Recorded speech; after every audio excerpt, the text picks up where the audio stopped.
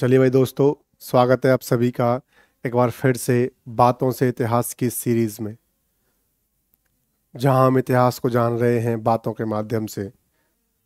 आज हम बात करने वाले हैं महोबा के युद्ध के बारे में। भाई महोबा का युद्ध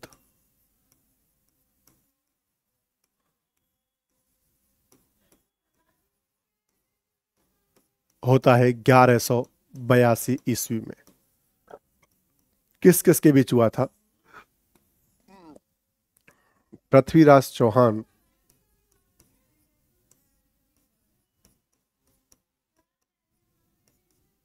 वर्सेस परमार्दी देव चंदेल।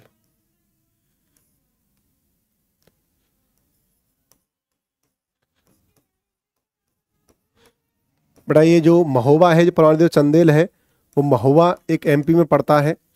वहां का राजा था। हुआ क्या था, एक बार थोड़ी सी कहानी समझें कि हुआ क्या था कि एक युद्ध में से पृथ्वीराज चौहान की सेना लौट रही थी। ठीक है, थकी हारी सेना थी, तो वो एमपी से होके आ रही थी महोबा में होकर के। पता नहीं परमारदेव चंदेल को हुआ क्या, और उसने उस सेना को मार दिया। उसने पूरे सैनिकों को मार दिया, जिंदा मार दिया। तो कहीं ना कहीं ये बात जब पृथ्वीराज चौहान को पता चली, तो चौहान ने कहा कि यार मेरे सैनिक को क्यों मारा भाई? मान ना मान, मैं तेरा मेहमान, हम तुझसे क्या कर रहे थे? हम युद्ध करके आ रहे थे, सीधे वहां से गुजर रहे थे, और तुमने हमारे चलते फिरते सैनिक मार दिए। तो पृथ्वीराज चौहान को गुस्सा आता है, वो अटैक करता है महोबा पर।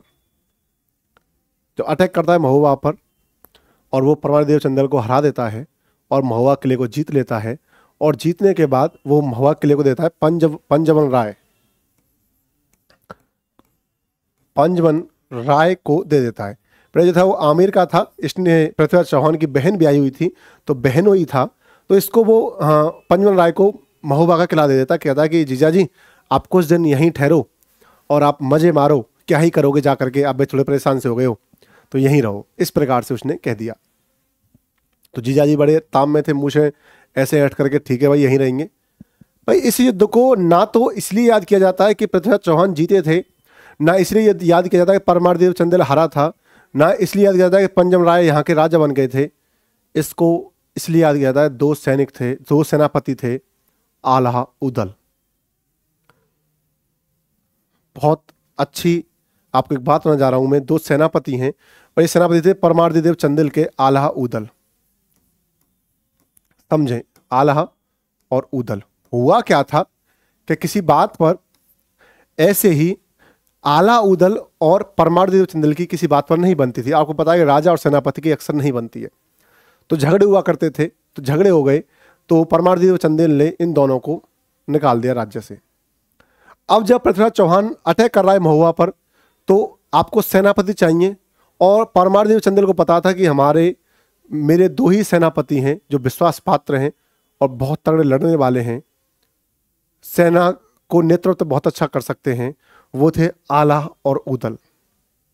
तो उसने आला उदल को मैसेज करवाया कि आ जाओ भाई, लड़ लेते हैं। पृथ्वीराज चौहान की सेना आ रही है, विशाल सेना है, मैं तो अकेला कैसे ही लड़ पाऊंगा। तो आला उदल इस बार मना कर देते हैं कि नहीं आएंगे, तुम हमसे लड़ते हो, हमें भगा दे दो राज्य से, और तुम चाहते हो हम तुम्हारे साथ लड़ने आए। सीधा उन्होंने लेटर का रिप्लाई कर दिया, नो, नहीं आएंगे। जब ये बात आला उदल की माँ को पता चलती है, तो माँ कहती है कि नहीं बेटा, अब वो मातृभूमि तुम्हें बुला रही है, तुम्हें जाना होगा, मातृभूमि की रक्षा करने तुम्हें जाना होगा। और यदि तुम देश के काम नहीं आए, तो फिर किसके काम आओगे? राजस्थान को वीरानों की भूमि नहीं कहा जाता। ऐसे देश में महिलाओं का इतना सम्मान नहीं होता। एक माँ अपने बेटे से कह रही जा और जा करके लड़, जबकि उस माँ को पता है कि पृथ्वीराज चौहान की सेना बहुत बड़ी है, मेरे बेटे हो सकते हैं कि जिंदा वापस नहीं आए, लेकिन माँ कह रही है कि जा। आला उदल कहते हैं कि माँ तुम्हें पता है उसने मैं भगा दिया था राज्य से। फिर माँ कहती है कि देखो एक दिन हुआ क्या था कि कौरवों को बंदी बना लिया गया। भाई आपको पता, दुर्योधन को बंदी बना लिया गया था।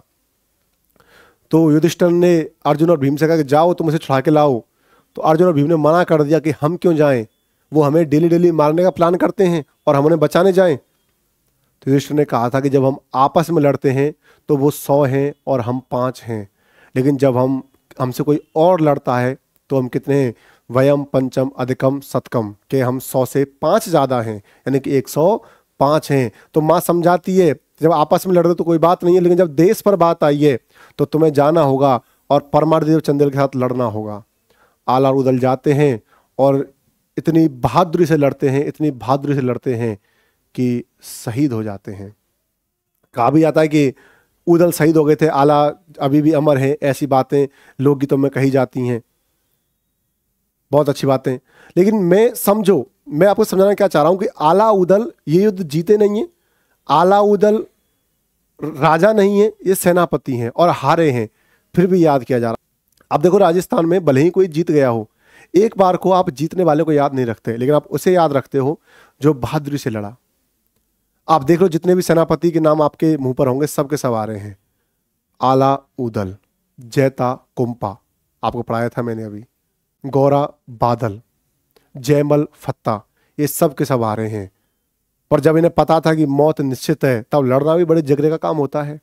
और एक माँ अपने बेटे को भेज रही है कि जाओ लड़, इला न देनी आपनी हालरिया हुलराए, और पूत से खावे पालने मरण बढ़ाई माए, कि अपनी जमीन नहीं देनी है, मर जाना है। ये एक माँ अपने बच्चे को पालना झुला झुलाते कह रही है।